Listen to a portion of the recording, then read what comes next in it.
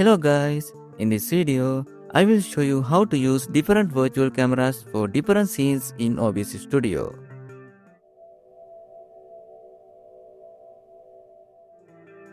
First, open your browser and search for the OBS virtual camera plugin on Google. Then go to the official website. Then click on Go to Download. In Assets, download the virtual camera installer. Once it's downloaded, open it and install the plugin. During the installation, make sure to select for devices from the drop-down menu.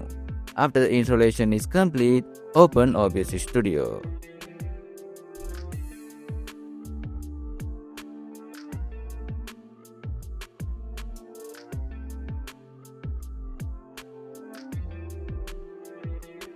As you can see, I already have two scenes set up. Now, right-click on one of the scene and select Filters. Click the plus button and add the virtual camera filter. Then click OK. After that, choose the target camera and start the virtual camera. Then close the window. Now repeat the same steps for the other scene.